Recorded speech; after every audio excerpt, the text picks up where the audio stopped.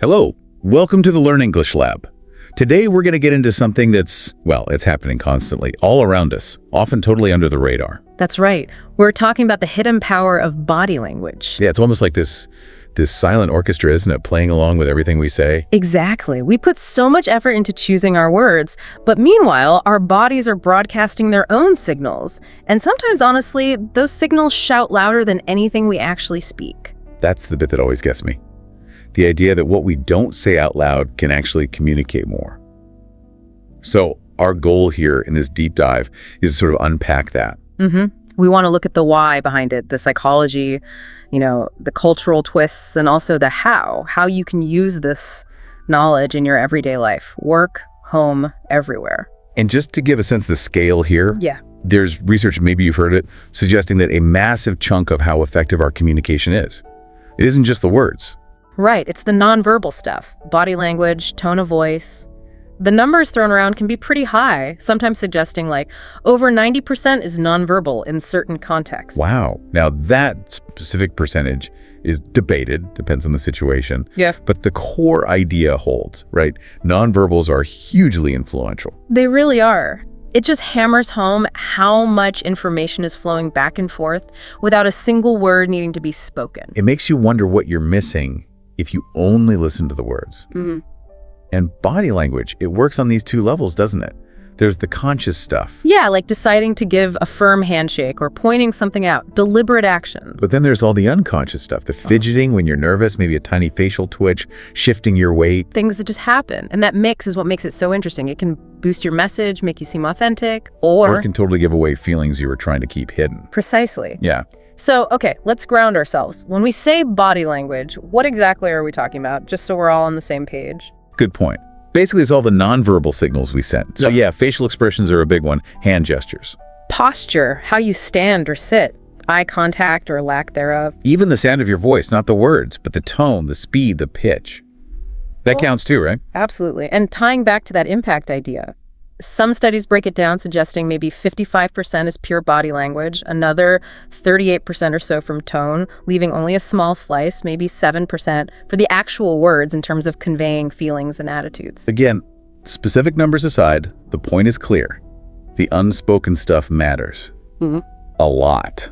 So what's the science here? Why are we so tuned into this? Well, our brains are just wired for it. Deep down, parts of our brain, like the amygdala, are constantly scanning other people's nonverbals. It's like an ancient survival mechanism. Assessing threat levels, basically, friend or foe. Kind of, yeah. It's making super fast judgments about safety, trust, intentions. You see someone with crossed arms, and maybe you feel a bit defensive yourself without even thinking about why. It's perceived as closed off. Okay, I get that. Yeah. And the opposite, a genuine smile. That can actually trigger reward centers in your brain. It helps build connection, makes you feel good. That's wild. And what about mirror neurons? I've heard that term. Yeah, mirror neurons are fascinating. They fire up both when we do an action and when we see someone else do it. It's part of why yawns are contagious, Or why you automatically smile back at someone. It helps us understand, empathize, even mimic others subconsciously. Really fundamental for social bonding. So this isn't just learned behavior, it's like embedded in us from way back. Definitely rooted in evolution. Before complex language, reading nonverbal cues was critical for survival. Think about it. Open palms meant no weapon. Right, and a clenched fist. Pretty clear signal. Exactly. Those basic threat or safety signals are still powerful instincts today. But it's not all universal, is it? No. That feels really important. Crucial point. Some things, like maybe a basic smile for happiness, tend to be understood globally, but so many gestures are completely cultural. Like the okay sign, thumbs up. Perfect examples. The okay sign, thumb and forefinger in a circle means all good in the US. But in other places, like Brazil or Turkey, it can be really offensive. Big difference. Wow, okay. So you really need that cultural awareness. You absolutely do. What seems friendly or normal to you could land very differently somewhere else. All right, so let's break down the key components then. Where should we start? The face seems obvious.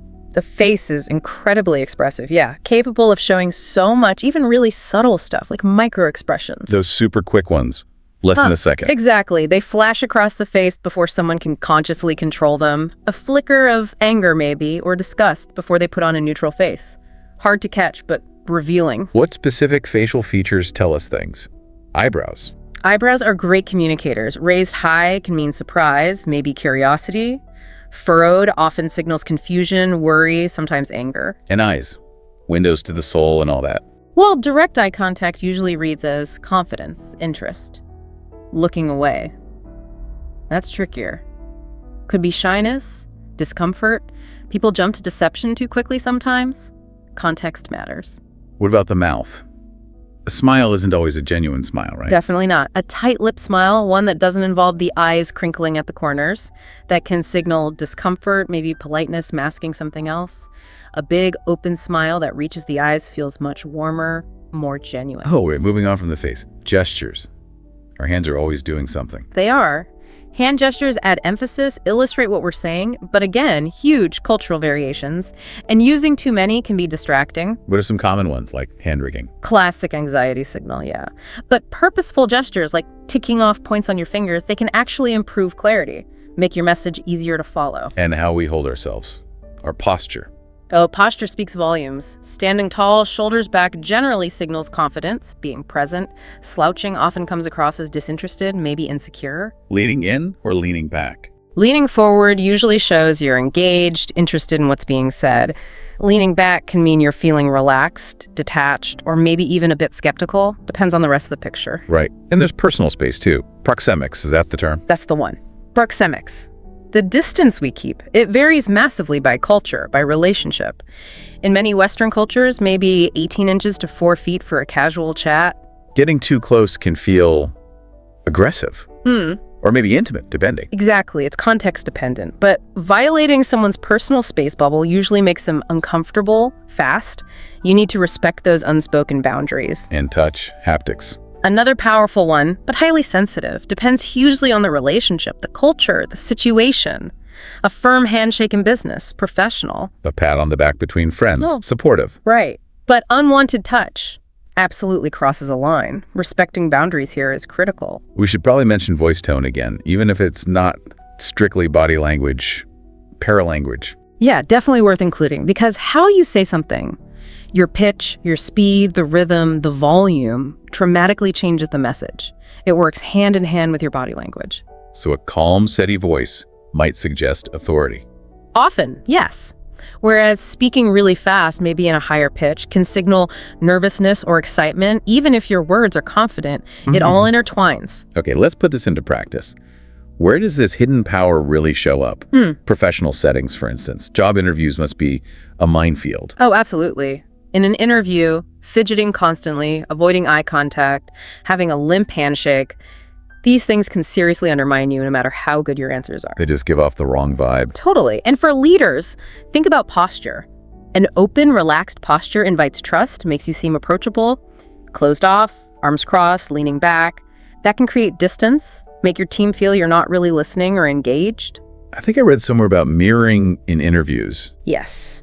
There was a study, I believe it was 2019, that found candidates who subtly mirrored the interviewer's positive body language, like leaning in when they leaned in, maybe matching a smile. Subtly, though. Not like full-on mimicry. Right, subtly. Those candidates were something like 30% more likely to get a job offer. It shows how powerful that subconscious rapport building is. Wow.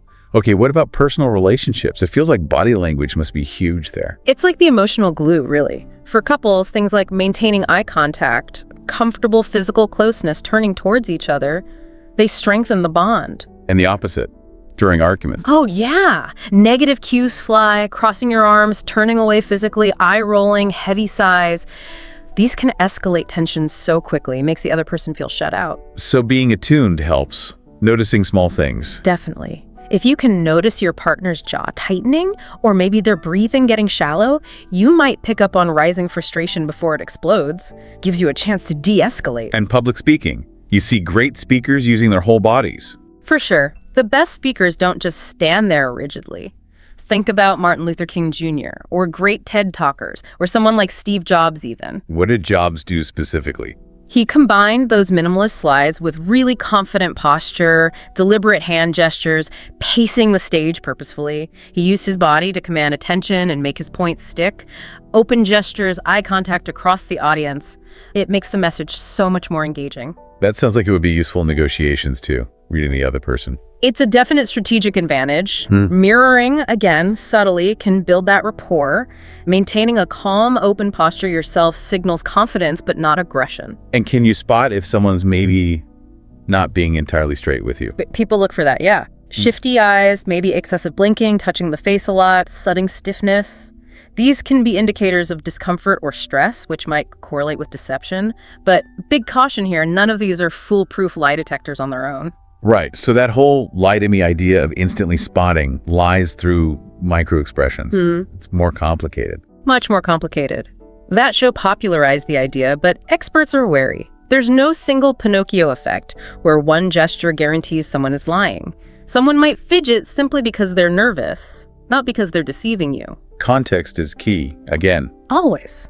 What's more reliable is looking for clusters of behaviors, mismatches between words and body language, sudden shifts in demeanor, a combination of things like avoiding eye contact for some, fidgeting, and maybe inconsistent verbal statements. So it's patterns, not single signs, like FBI profilers look for. Exactly. They're trained to look for those clusters and inconsistencies within the broader context, not just one shifty glance. Okay, so given how much we're communicating, often without thinking, how can you actually get better at managing your own body language? Self-awareness is the first step. And yeah, it can feel a bit weird, but recording yourself can be incredibly helpful. Like video yourself talking. Yeah, maybe practicing a presentation or even just a phone call if you can prop your phone up. Watching it back, you suddenly notice things.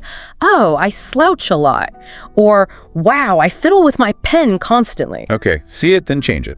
What else? That mirroring thing we mentioned, practice it consciously but subtly. Don't be a copycat. Just try to gently match the energy or posture of the person you're talking to. Build connection. Eye contact work on that. Aim for maybe 50-70% of the time in a conversation. Look away naturally now and then so it doesn't become a stare down. Use open postures. Definitely. Keep your arms uncrossed when possible, palms visible sometimes. It just signals openness, trustworthiness, much more inviting. And remembering context and culture. Crucial. Adjust your stance for a formal meeting versus chatting with friends. And if you're interacting with people from different cultural backgrounds, maybe do a quick search beforehand on common nonverbal cues or norms. It can prevent misunderstandings. Active listening signals, too. Yes. Show you're listening with your body. Nodding, leaning in slightly, maintaining that attentive eye contact. It makes the speaker feel heard. This all sounds really positive. But is there a potential downside, a sort of dark side, to focusing so much on body language? There can be, yeah. For one, misinterpretation is easy. You see crossed arms and assume hostility, but maybe the person's just cold or comfortable that way. That can cause unnecessary conflict. And people can fake it, right? Manipulate using body language. Skilled manipulators often do. Think of charismatic con artists. They might use warm smiles, open gestures, and seem completely trustworthy while having hidden motives. Their body language is a tool for deception. So focusing too much could actually mislead you. It could. You might get so caught up trying to decode every little twitch that you miss the actual content of what someone's saying, or you make snap judgments based on a single cue, which could be totally wrong. Balance is key. Body language should support and enhance communication, not be the only thing you pay attention to. How's all this changing now that we spend so much time online, video calls and stuff? That's a really interesting question. Video calls definitely change the game. You lose a lot of the full body picture. Posture is harder to see. Proxemics doesn't really apply in the same way. So it's more about the face and upper body. Exactly. Facial expressions become even more important. Hand gestures within the camera frame. Tone of voice carries a lot of weight. And things like emojis and GIFs. Are they trying to fill that nonverbal gap in text? In a way, yes. They're digital proxies for tone, emotion, reaction things body language would normally convey. What about tech? AI reading emotions. That's emerging, yeah. AI trying to interpret emotions from facial expressions on video, for example, raises huge ethical questions, though. Privacy, accuracy, it's complex. So for now, any tips for virtual body language? Simple things help. Position your camera at eye level so it feels more like direct contact. Use gestures, but make sure they're visible in the frame. Good lighting helps people read your expressions clearly. Be intentional about showing you're engaged. So as we wrap up this deep dive, the main takeaway really is that body language is this incredibly rich, complex layer of how we communicate. It's universal in that we all use it, but the specifics can be so varied, culturally and situationally. Learning to understand it better, both in yourself and others, can genuinely improve connections. It can boost your confidence, your professional presence, help you navigate tricky social moments. It's a powerful tool. The real power, I guess, is in how it helps build that authentic connection, reinforces what you mean, and sometimes reveals things words just don't quite capture. Absolutely. It's about aligning your inner state with your outer expression. So maybe a final thought for everyone listening. Yeah. Next time you're talking to someone, could be anyone, anywhere, just take a moment. Pay a little attention to the unspoken signals. Your body's telling a story anyway. Might as well make sure it's the story you want to tell. We really hope you found this exploration useful. Yeah, I hope it gave you some things to think about. If you enjoyed this deep dive, please do like this video, share it with anyone who might find it interesting, and subscribe to the Learn English Live YouTube channel for more content. Welcome to the deep dive. Today we're taking a close look at something absolutely fundamental to how we connect, often without us even realizing it. Body language and facial expressions. Yeah, you could call it our nonverbal vocabulary, really. Exactly. We've gathered some, really fascinating material to unpack just how much we're actually transmitting and receiving, not through words, but, through our bodies and faces. And our mission here, I suppose, is to help you get a better handle on these powerful nonverbal cues. Right, and maybe even tune into what your own body might be telling you. So this nonverbal layer, it uses gestures, expressions. It can emphasize what we're saying, or sometimes, maybe more interestingly, completely change the meaning. It's such a huge part of our daily communication. I mean, some sources suggest it could be, up to 80%? It's massive. We're talking about everything, really. Facial expressions, how you move, your posture. Eye contact, hand gestures, even your tone of voice, the volume. And getting a grasp on this isn't just about trying to, read people in some simplistic way. No, it's more than that. It can genuinely improve your own communication skills, help you really understand what others might be feeling underneath it all. And give you some pretty valuable insight into yourself, too. Yeah, definitely. Okay, so let's start unpacking this, because body language, it's incredibly powerful, often very reliable for revealing feelings. But, and this is crucial, it's definitely not always foolproof. You have to be careful. Right. Interpretation needs caution. Someone might be trying to manipulate their nonverbals. Think of a skilled negotiator, maybe. Or that classic poker player. Yeah, someone who's learned to control their tells. Exactly. And then sometimes these signals just happen unintentionally. They leak out whether you mean them to or not. So a single gesture, it could mean different things depending on the whole situation, right? Absolutely. Context is everything. And speaking of context, there are some really significant factors that shape how we use and understand body language. That seems like a key point. It is. Cultural differences, for example, are huge. Take eye contact. In many Western cultures, looking someone in the eye shows interest, sincerity. But, in some Eastern cultures, avoiding that prolonged gaze might actually be a sign of respect. Oh, interesting. Like deference. Kind of, yeah. Or think about nodding. We usually think, yes, I agree. Right. But in some places, it just means I hear you, I'm acknowledging you're speaking, not necessarily agreement. Wow. Okay. That really highlights the need for nuance. It does. And it's not just culture. Developmental differences play a role, too. How so? Well, think about neurodiverse individuals. Someone might fidget, for instance. You might automatically think boredom or distraction. Yeah, that's a common assumption. But for that person, fidgeting could actually be a way to increase focus or maybe self-soothe, manage anxiety. It's not what it might look like on the surface. Got it. So misinterpretation is easy if you don't consider these things. Very easy. And psychological factors too, like social anxiety. Someone might struggle with eye contact, not because they're hiding something or uninterested, but because it genuinely causes them intense discomfort. Exactly. So being aware of these potential influences is just vital before jumping to conclusions about what a certain behavior means. This next point is really fascinating. Apparently, our brains might actually prioritize the nonverbal signals over the verbal ones.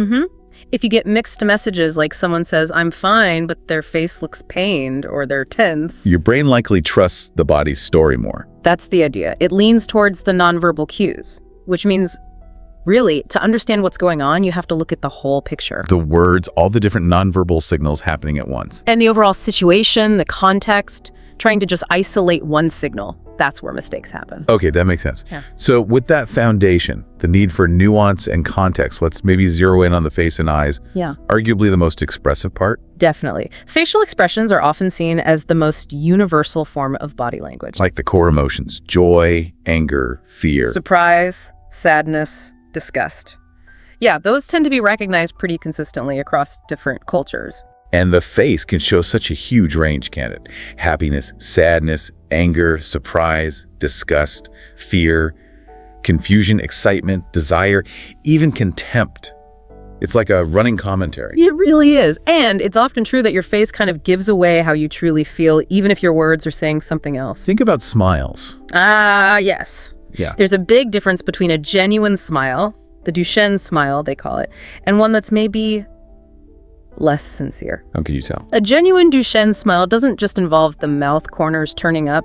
Critically, the muscles around the eyes contract. You get those little crinkles. Smiling eyes. Exactly. That's the smile that feels warm, approachable. An insincere smile might just be the mouth, Maybe when someone feels obligated to smile or they're uncomfortable. Okay.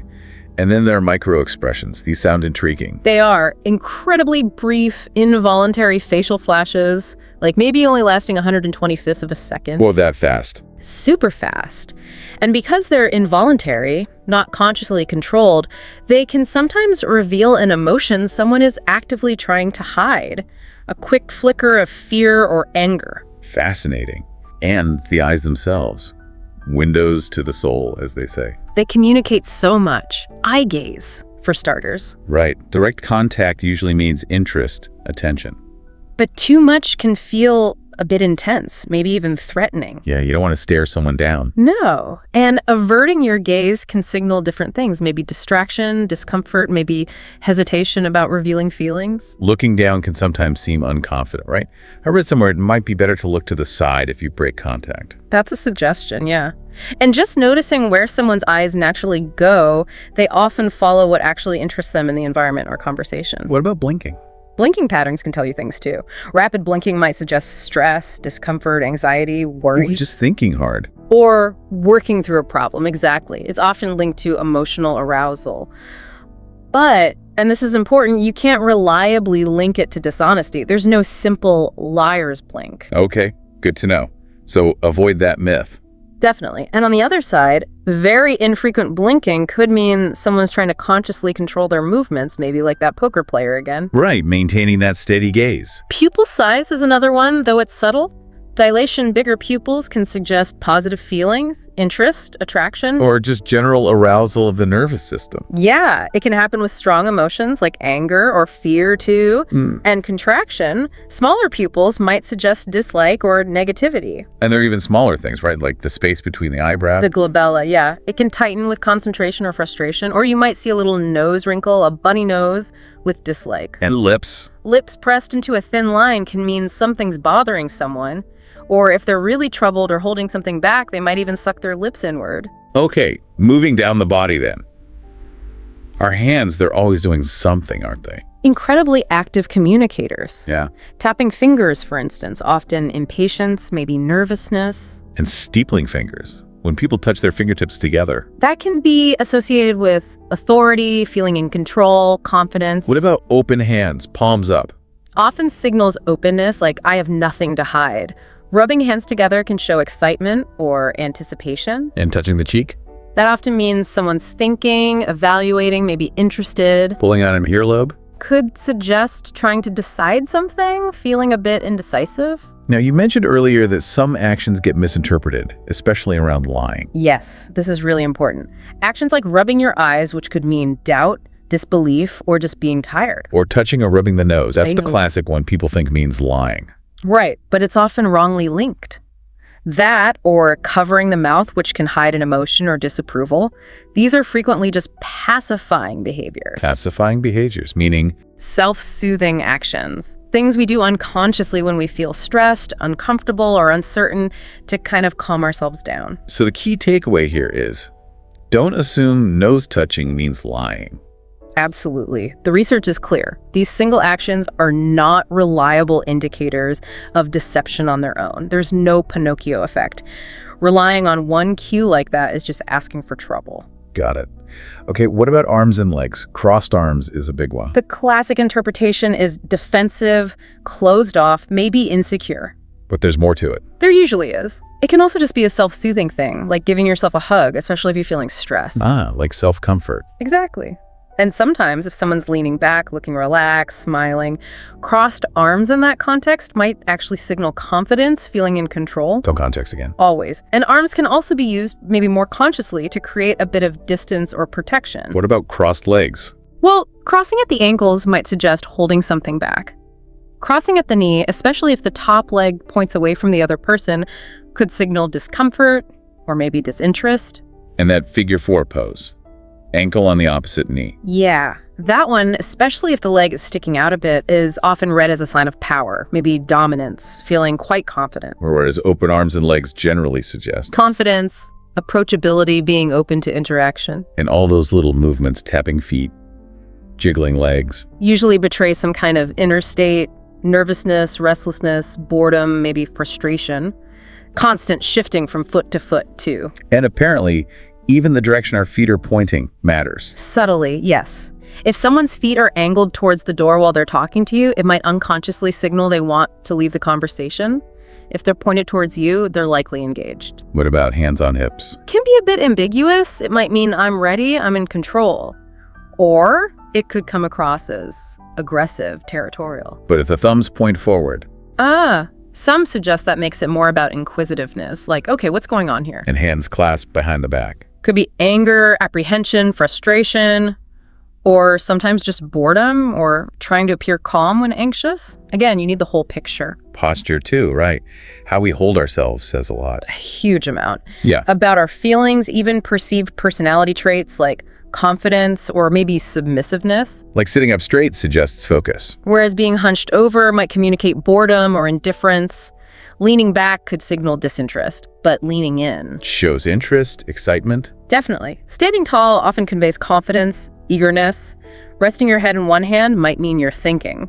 But both hands supporting your head probably means boredom or you're just tired. Right. And tilting your head or even your whole body slightly can show interest, concentration, sometimes even attraction. And beyond our bodies themselves, there's the space between us. Personal space, yes.